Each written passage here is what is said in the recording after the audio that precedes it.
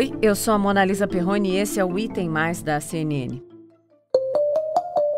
Cabra à toa, não vale um pequi roído. Essa é a frase que o sociólogo Tiago Costa Rodrigues mandou estampar no outdoor, em Palmas, Tocantins, no ano passado. Em 5 de janeiro desse ano, Tiago passou a ser investigado pela Polícia Federal no âmbito da Lei de Segurança Nacional. Ele é acusado de ferir a honra do presidente da República, já que o cabra à toa a quem o outdoor se refere é Jair Bolsonaro. Nos últimos 2 anos, a Lei de Segurança Nacional voltou a ser alvo de muitas críticas. Desde o início do governo Bolsonaro. Mas por quê? Porque desde o início do governo Bolsonaro já foram abertos 77 inquéritos com base nessa lei. Para a gente ter uma noção mais clara do que esse número significa, 77, gente, é a soma de todos os inquéritos que foram abertos de 2009 a 2018. Então a gente abrange aí os governos Lula, Dilma e Temer também. Vamos lembrar alguns dos personagens que estão mais em voga nessa discussão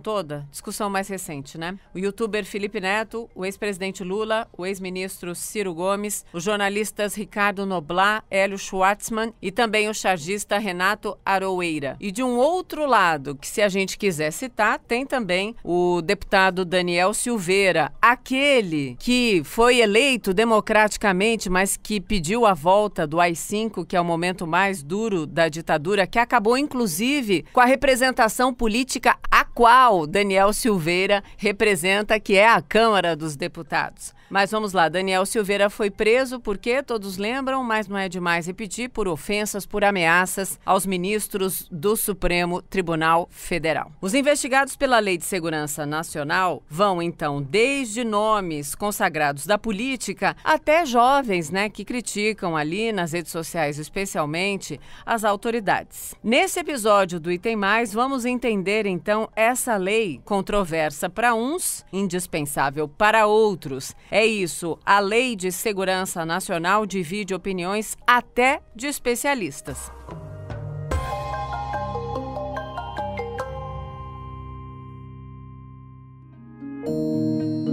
Quem me acompanha na primeira parte da conversa de hoje é a Fabiana Santiago. A Fabiana é professora de Direito e autora do livro Lei de Segurança Nacional, da Era Getúlio Vargas à Gestão de Michel Temer. Fabiana, muito bem-vinda, prazer em falar com você. Vamos lá, a aula de hoje, então, com a professora Fabiana. Olá, boa tarde, Mona Lisa, obrigada pela oportunidade de estar aqui falando um pouquinho sobre a minha pesquisa, de mestrado realizada na Universidade Federal de Minas Gerais. Vamos começar essa aula que eu acho que é tão importante para todo mundo como ponto de partida da nossa conversa, explicando que essa lei de 1983, que está em vigor hoje, não é, a nossa primeira lei de segurança nacional. Faz um parâmetro, então, de comparação entre essa e as versões anteriores, pode ser? A primeira lei que a gente tem de segurança nacional, ela é da década de 30. Primeira parte, do governo Vargas, antes de entrarmos no Estado Novo, e ela foi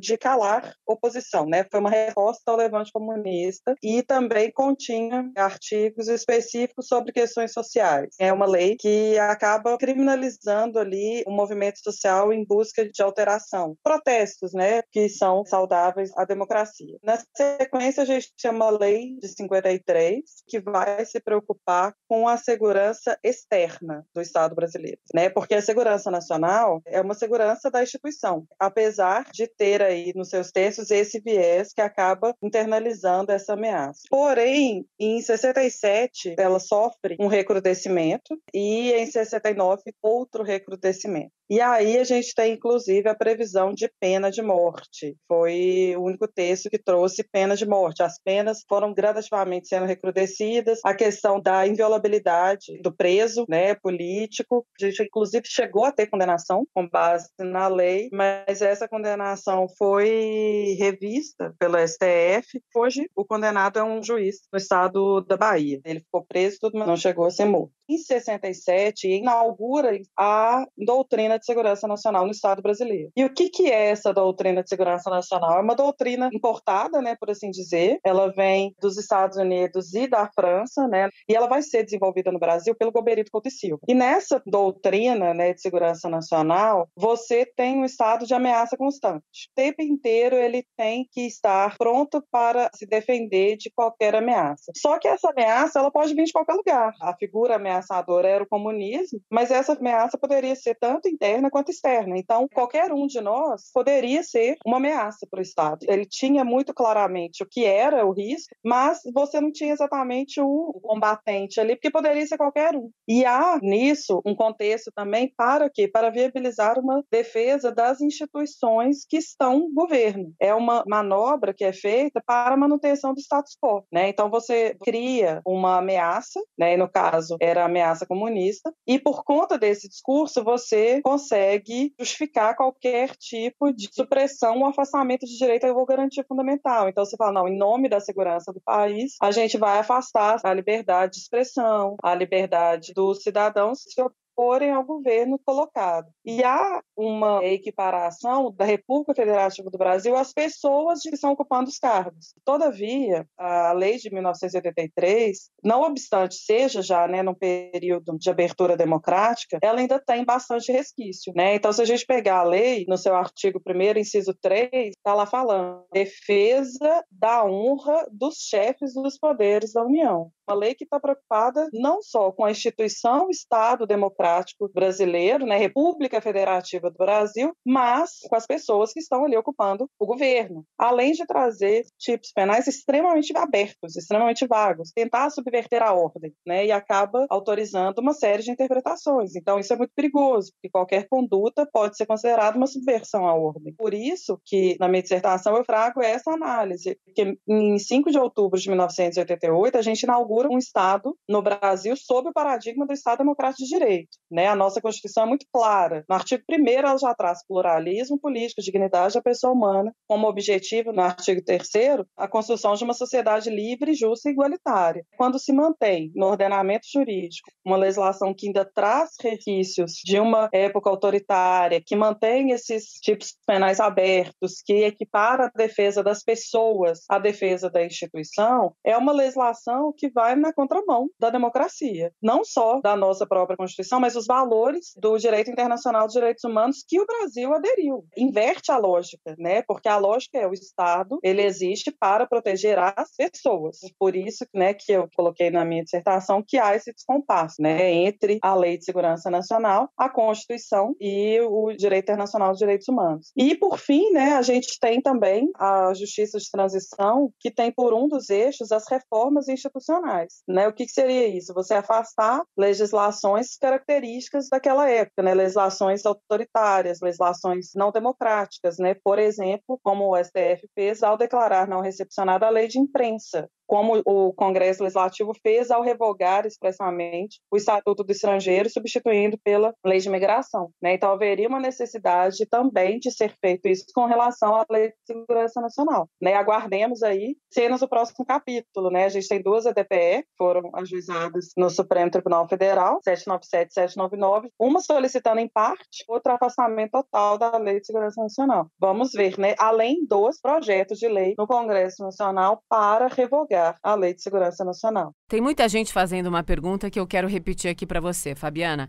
É possível que uma lei que nasce ali para resguardar a ditadura passe a resguardar a democracia, que é o oposto da ditadura? Então, Mona Lisa, os objetos jurídicos tutelados pela lei é o Estado democrático. Eles nem usam o termo democrático, é o Estado de direito e a segurança do país. Quando a gente pensa numa lei que seria para assegurar o Estado brasileiro, as instituições, o jogo democrático, a manutenção dos poderes, a gente poderia fazer essa compatibilização, né? Então, seria um exame de hermenêutica para analisar que a lei pode ser mantida. A gente tem artigos na Lei de Segurança Nacional que são incompatíveis com o momento atual. São exatamente alguns dos artigos que estão sendo debatidos no STF. Então, os artigos extremamente abertos, né, que vai falar de luta de classe, subversão à ordem, artigos que preservam a honra dos chefes dos poderes, né? Então, você colocar a honra dos chefes dos poderes junto da proteção do Estado, me parece uma equiparação, na verdade, improvável e não recomendada, né? Porque você coloca a proteção àquelas pessoas num patamar muito superior. Então, assim, quando a gente tem os artigos relacionados à manutenção do Estado, das instituições democráticas, do exercício dos três poderes, eu acho que ela poderia, sim, ser utilizada de maneira compatível com a nossa Constituição. Mas esses outros artigos, eles teriam que sair, né? Ou serem declarados não recepcionados ou haver uma revogação a respeito desses artigos, porque realmente há uma incompatibilidade.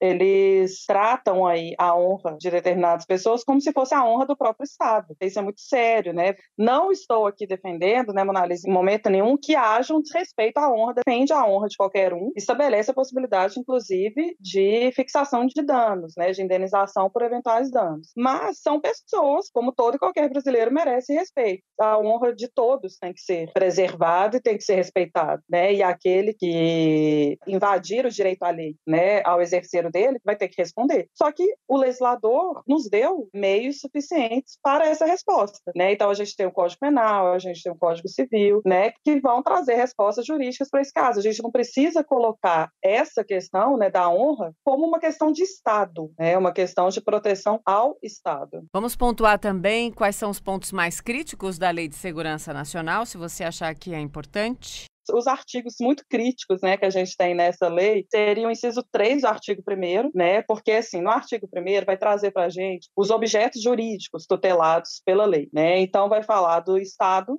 aí vai falar da segurança do território, da integridade e tal, o Estado de direito, não é Estado democrático, é Estado de direito, e no inciso 3, a honra das pessoas, dos chefes, dos poderes da União. Então, dá para a gente perceber no artigo 1º uma equiparação com relação à honra dessas pessoas à segurança do Estado. Então, uma preocupação nítida aí com quem está no governo. A gente está numa república e essa ocupação ali do governo é temporária. Os outros artigos que merecem aí uma revisão seriam os artigos, o 22, por exemplo, o 23, que são tipos muito abertos, né, que fala da questão da propaganda de subversão à ordem, quando fala novamente, né, a respeito da honra dos chefes dos poderes da União. Então, aqui no artigo 23, incitar a subversão da ordem político-social, animosidade entre as forças armadas ou entre essas e as classes sociais ou instituições. Isso também é uma equiparação equivocada, né? Colocar animosidade entre as forças armadas e entre outras instituições. Por que elevar as forças armadas a esse patamar diferenciado? Todas as instituições do Estado merecem proteção. O que seria incitar a subversão da ordem? Eu não sei te responder essa pergunta. Por quê? Porque a gente vai ter que fazer um exame hermenêutico, né? Uma análise do contexto, né? Uma série de coisas que, assim, não tem uma resposta imediata e que, por isso, e justamente por isso, aceita qualquer coisa, né? Então, quando você tem um tipo penal muito aberto, qualquer conduta pode ser enquadrada ali, né? Porque aí é só o julgador utilizar os elementos para configurar ali. No 22 fala fazer em público propaganda de processos violentos ou ilegais para alteração da ordem política ou social, discriminação racial, luta de violência entre as classes, perseguição religiosa, né? Então, são termos extremamente abertos, né? E isso é muito perigoso, porque aceita qualquer coisa. Aí o 17, tentar mudar com o emprego de violência ou grave ameaça à ordem, o regime vigente ou o Estado de Direito. Você pode acabar utilizando o artigo 17 em situações que não necessariamente apresentam risco à sociedade, né, ao Estado Democrático de Direito. Então, quando fala com emprego de violência ou grave ameaça, esse grave ameaça também ele é muito subjetivo. A análise ali do aplicador da lei pode autorizar das mais diversas formas. Tem muitos artigos, né, que precisam ser analisados, principalmente aí do 22, do 23 especificamente, o 22 também, mas o 23 muito preocupante, né, o 26 que é de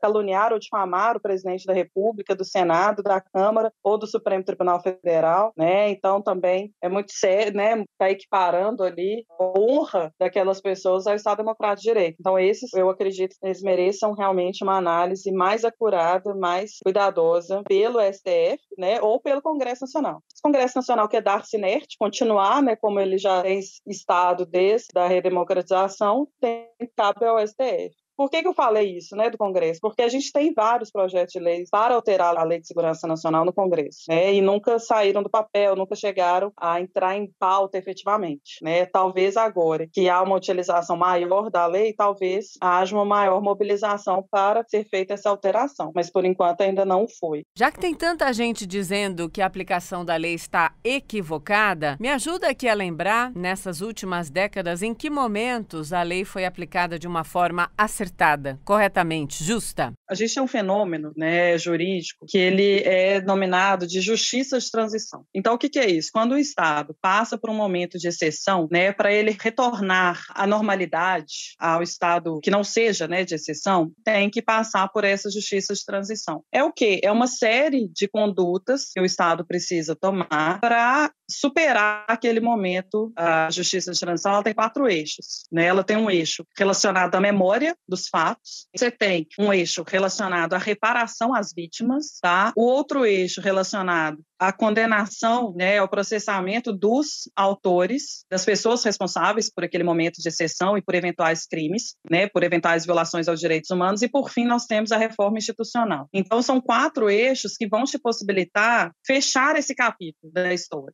né? Então você primeiro tem que abrir os arquivos, saber o que aconteceu efetivamente, processar e condenar os culpados e reparar as vítimas e fazer as alterações institucionais possíveis para que aquele estado de exceção fique no passado. Infelizmente, a nossa justiça de transição, ela foi muito falha, né? Por quê? Primeiro, a gente tem uma lei da anistia, né, que é considerada recepcionada pelo Supremo, não obstante, o Brasil tenha sido condenado na Corte Interamericana de Direitos Humanos com relação justamente a essa manutenção, né, da lei de anistia, no caso Gomes Lund. Então, essa lei da anistia proibiu todo e qualquer processo criminal que visasse apurar delito cometido na época da ditadura. Hoje tem um processo correndo, né, no TRF do Rio de Janeiro, a respeito da Casa da Morte de Petrópolis, mas é o único, né? A gente não teve processamento por conta que os juízes aplicavam a lei da anistia. Falavam, olha, não tem como prosperar porque a gente tem a lei da anistia vigindo e tal. Então, essa parte da persecução penal a gente não teve, né? A gente teve a parte da reparação das vítimas por conta da comissão da anistia, né? Então, a gente teve a concessão da figura, né, do anistiado político, do título mesmo, né? Aquelas pessoas que foram perseguidas de anistiado político. Tivemos também o pagamento de indenizações civis, foram só questões civis, penais a gente não teve, e a gente teve a Comissão da Verdade para entrar no eixo relacionado à memória, então saber efetivamente o que aconteceu. Infelizmente não foi possível abrir tudo, né? Então a gente não teve acesso a tudo, então, por exemplo, questão indígena e camponesa mesmo não foi abordada, mas já foi alguma coisa, né? Já foi muito importante, né? Foi um passo muito importante. E por fim a gente tem a questão das reformas institucionais, né? Para realmente mudar ali aquele Estado anterior para um novo Estado democrático. A Comissão, então, da Verdade, colocou no seu relatório final, né, publicado em 2014, que haveria uma necessidade de uma reforma institucional. O Brasil realizou algumas reformas no sentido, né, por exemplo, a lei de imprensa, considerada não recepcionada, e a revogação do Estatuto do Estrangeiro. Mas a gente ainda tem muita coisa ainda a ser revista. Uma delas é a Lei de Segurança Nacional, né, que é de suma importância, ou a revogação total dessa lei, ou uma revogação de não recepção de alguns artigos. Uma das ADPFs solicita a declaração de não recepção total da lei e a outra DPF solicita o afastamento de alguns artigos, né? Então, vamos aguardar aí. E fora os projetos de lei que a gente tem no Congresso Nacional para alterar a Lei de Segurança Nacional. Então, a gente tem que aguardar aí, né, os poderes responsáveis para a gente saber como que vai ser aí essa reforma institucional. Temos que pontuar também o que aconteceu em 2014, né, Fabiana, que foi lá na Comissão Nacional da Verdade, no relatório final, se eu não me engano, que houve a recomendação para revogação da Lei de Segurança Nacional. A liberdade de imprensa e de expressão, ela já teve na Berlinda em vários momentos, né? A gente lembra aqui do que aconteceu ali nos governos do PT, quando também, em algum momento ali, chamava a mídia de mídia golpista, de que era uma versão da mídia. Então vamos lá, agora essa narrativa voltou de uma maneira bem mais forte, porque talvez esteja mais fresco na nossa memória, mas as duas pontas da régua mostram um equívoco em relação a isso. Então, Fabiana, quando a gente fala sobre a liberdade de imprensa e a liberdade de expressão, por que elas são alvo frequentes no emprego dessa Lei de Segurança Nacional? Então, Monalisa, o que a gente tem que deixar muito claro, né, que a gente não pode esquecer, é que a liberdade de expressão ela não pode autorizar o discurso de ódio, né? Então, o discurso de ódio você não pode sair por aí propagando ideias violentas, antidemocráticas, baseadas na sua liberdade de expressão, né? Principalmente quando você ocupa um determinado cargo. Mas a questão da utilização da Lei de Segurança Nacional em face de colocações da mídia acaba sendo permitido porque a própria lei acaba trazendo essa questão. Como a lei tem esses artigos equivocados e ela ainda está vigindo, ela acaba autorizando, né, há um uso autorizado aí dessa lei por conta que ela defende, né, a honra dos chefes dos poderes da União, né? Então, infelizmente, você tem essa possibilidade, porque ela ainda está vigindo, ela está no ordenamento jurídico e tudo. E aí vai caber ao Poder Judiciário fazer uma análise dessa aplicação e afastar essa análise. E isso tem sido feito. Se a gente for pegar os casos sobre a Lei de Segurança Nacional, envolvendo essas questões relacionadas a críticas e à liberdade de expressão e à liberdade de imprensa também, né, a gente pode perceber que os tribunais têm afastado a aplicação, né? Eles se baseiam no Estado Democrático de Direito para afastar a utilização daquela lei que, a princípio, foi feita para defender o Estado, né? Na verdade, assim, o escopo dela deveria ser defender o Estado e não defender as pessoas que estão como governo, né? Então, assim, infelizmente, essa lei acaba tendo uso autorizado, né? E depois que o STF utilizou com relação ao deputado Daniel Silveira, autorizou ainda mais. Meu colega Tayara Lemos falou no jornal ser o efeito da decisão, né? O efeito Daniel Silveira, né? Mas, assim, a lei está vigindo. O que a gente tem que tomar muito cuidado é quais artigos da lei serão utilizados, né? No caso mesmo do Daniel Silveira, quando ele defende a manutenção do Estado Democrático de Direito, eu não vejo problema nenhum em utilizar a lei, né? Mas quando ele utiliza a lei para falar que o Daniel Silveira cometeu um crime de segurança nacional porque falou mal de A, B ou C, aí eu acho errado. Aí realmente há um descompasso com a democracia. Essa questão de você utilizar essa lei, né, uma lei retrógrada, uma lei autoritária,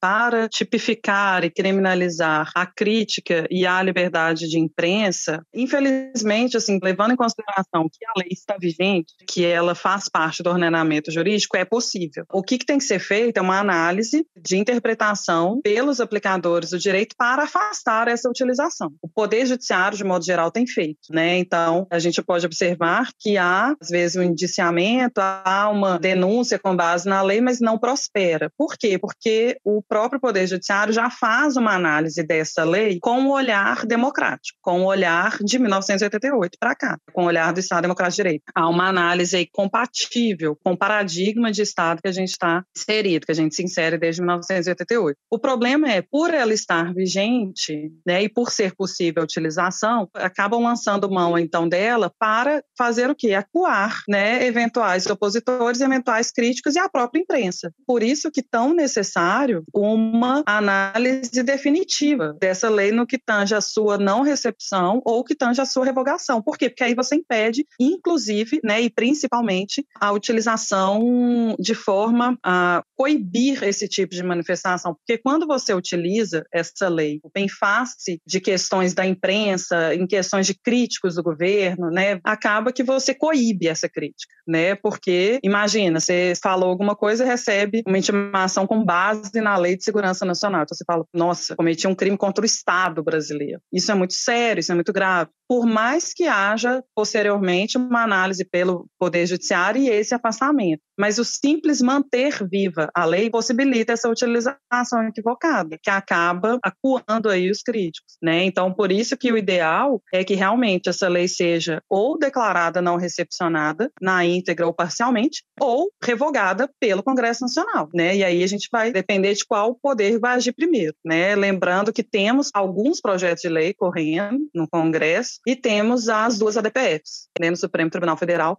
para analisar exatamente essa questão, para afastar, né? Então vamos ver, aguardemos, né, cenas aí dos próximos capítulos para saber qual dos dois poderes vai agir primeiro e vai impedir essa utilização. É importante a gente ressaltar que a gente não tem condenação pela Lei de Segurança Nacional. É muito raro ter condenação pela Lei de Segurança Nacional. Por quê? Porque ela exige um dolo específico, tá? Para que haja condenação tem que ter um dolo específico de violar a segurança do Estado, da instituição República Federativa do Brasil. Então, geralmente, né, a gente pode analisar os processos, o Poder Judiciário afasta essa aplicação. Mas a simples utilização na fase inicial, né, da persecução penal já é uma utilização que coíbe a crítica e coíbe a liberdade de imprensa e a oposição ao governo e a quem está no governo. Muito obrigada, Fabiana, pela aula. Muito obrigada, Mona Lisa, pela oportunidade, né, de falar um pouquinho aí sobre a minha pesquisa, elucidar as questões dessa lei tão importante, né, que sustentou por tantos anos a ditadura, né, no Estado brasileiro. Claro que com as suas reformulações, seus textos variados, mas que sustentou aí, né, por muito tempo um estado de exceção. Muito obrigada pela oportunidade. Grande abraço. Mas a gente continua aprendendo nesse episódio do Item Mais, agora na conversa com o jurista Carlos Veloso. Ele foi ministro e também presidente do Supremo Tribunal Federal. Ministro Carlos Veloso, muito obrigada de aceitar o convite e conversar aqui comigo no Item Mais. Prazer em falar com o senhor. Prazer é meu, Mona Lisa. Ministro, vamos começar com o que muita gente tem apontado como um dilema no Supremo Tribunal Federal em relação à Lei de Segurança Nacional. O senhor concorda com esse apontamento? Há dilema ou não no Supremo em relação a essa questão? Bom, o que eu penso a respeito dessa lei é que ela tem vários dispositivos que não foram recebidos pela Constituição de 1988, como dizem juristas mais elegantes, dispositivos que não foram recepcionados pela Constituição de 1988. O artigo 22, que tipifica crimes, por exemplo, não foi recebido pela Constituição de 88, na minha opinião. E isso leva a que tipo de distorção? Ou que tipo de risco? A Lei de Segurança Nacional, ela tipifica crimes políticos. E o conceito de crime político não é de fácil definição, Mona Lisa. O crime político é o que visa produzir dano à existência do Estado, considerado este como um ente político. E deve ser observado também o móvel do delito, isto é, a finalidade do delito, que deve ser a mudança do regime político que o país adota. Então, esta é uma definição, eu não digo que completa, mas próxima do crime político. E o que se vê com essas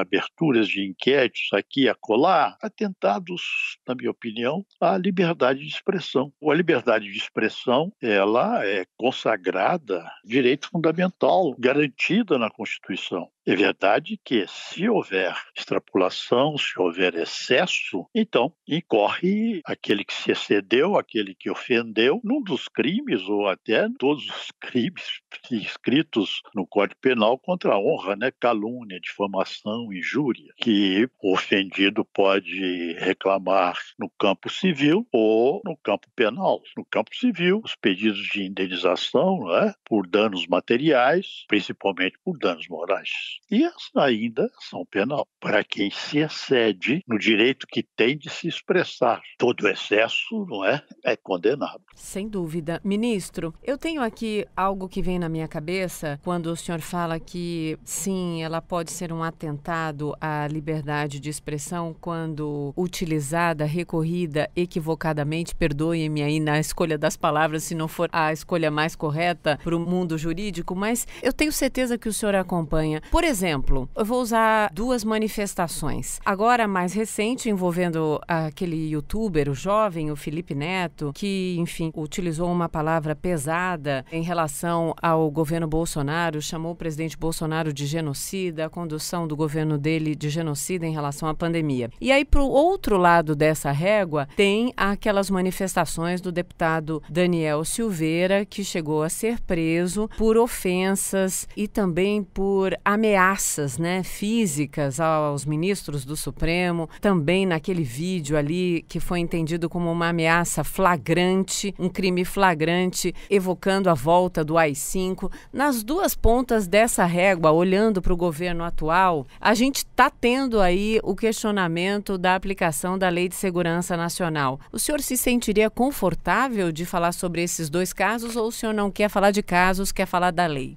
No caso do Felipe, eu acho que houve extrapolação. Eu acho que ali a questão é de crime comum, se excesso houve por parte dele. Então, eu acho que a invocação da Lei de Segurança Nacional é inadequada no caso. Porque, volto a dizer, a Lei de Segurança Nacional, ela quer tipificar crimes políticos. E é aquilo que eu disse, o conceito de crime político, ele é complexo. Não é de fácil definição. Então, eu formulo uma regra para tentar conceituá-lo. O crime político é o que visa a produzir dano à existência do Estado. O Estado considerado como ente político. Então, há de ser observado também, além desse dado objetivo, o móvel do delito, isto é, a finalidade do delito. Que finalidade? Fazer a mudança do regime político. Quer dizer, pretender, então, transformar o Estado democrático de direito num Estado totalitário, num Estado marcado por uma ideologia fascista ou nazista, o stalinista. Aliás, no conceituar o crime político, os doutrinadores falam em três teorias: objetiva, a subjetiva e a mista, que utiliza os elementos das duas definições. Eu acho que essa teoria mista é que deve prevalecer, é a que me parece mais razoável para conceituar o crime político. E, aliás, juristas do porte, por exemplo, de Nelson Hungria, não é, que foi patriarca do direito penal brasileiro, adota isso que seria uma doutrina mista. Os elementos da teoria objetiva, então, o crime político é de produzir dano à existência do Estado, considerado o Estado como ente político, e observando também o móvel do delito, isto é, a finalidade do delito, que deve ser a mudança do regime político. Sim. Ministro, eu quero já ir encaminhando para o final, com pesar, porque é muito gostoso ouvi-lo com essa vozinha calma. Estou aprendendo tanto que não aprendi até agora, mas eu quero ouvi-lo sobre um movimento, sobre vozes que estão cada vez mais ecoando por aí, congressistas, partidos políticos, entidades da sociedade civil, pressionando o Supremo a reavaliar a Lei de Segurança Nacional. O senhor acha oportuno ou o momento está polarizado demais para qualquer tipo de discussão plausível? Em primeiro lugar, eu acho que o local adequado para rever a Lei de Segurança Nacional é o Congresso Nacional. Então, eu acho que o Congresso Nacional já deveria ter revisto ou revisado, não é, a Lei de Segurança Nacional, porque há dispositivos nela que merecem continuar, mas há outros que, como já mencionei, não foram recebidos ou recepcionados pela Constituição de 1988. Porque a Lei de Segurança é de 83, a Constituição é de 88, portanto, 5 anos depois. Então, não há falar em inconstitucionalidade, porque não há inconstitucionalidade superveniente. O que deve ser dito, deve ser observado, é se a lei anterior à Constituição está compatível com a nova Constituição. Se é compatível, foi recebida pela Constituição, foi recepcionada pela Constituição. Se não é compatível, não foi recebida, isto é, está revogada pela Constituição que veio depois. Então, eu penso que o foro ideal próprio seria o Congresso Nacional. Agora, a Corte Constitucional pode ser invocada a qualquer momento, não é? Porque ela pode causar danos, não é? Dispositivos que não se conciliem, que não se compatibilizam com a ordem constitucional instaurada depois pela Constituição de 88, dispositivos podem causar danos. Então, eu penso que é possível, sim, ao Supremo Tribunal. Agora, acho que o foro melhor, não é competente, melhor seria o Congresso Nacional. A acompanhar o que vem por aí. Ali está a representação do povo, né? Vamos deixar muito claro a representação do povo, e se a gente se arrepende depois das decisões, a culpa é nossa de escolher errado, né, ministro? Exatamente. É a vontade geral, né? Por que a vontade geral? Porque é a vontade dos representados. Exatamente. Ministro, eu adorei conversar com o senhor. Pena que o podcast só tem 15 minutos, mas eu já deixo o convite para uma próxima conversa, tanto aqui quanto na TV. Muito obrigada, de verdade, por separar um tempinho para conversar comigo. Foi uma honra. Muito obrigado. Estarei sempre ao seu dispor. Muito obrigado. Obrigada, ministro. Bom, depois dessa aula tão clara aí com os nossos dois convidados, ficam os elementos para você tirar suas conclusões. Eu reitero aqui sempre, todas as vozes serão ouvidas para que você, então, tire as suas conclusões. Até amanhã, em Té.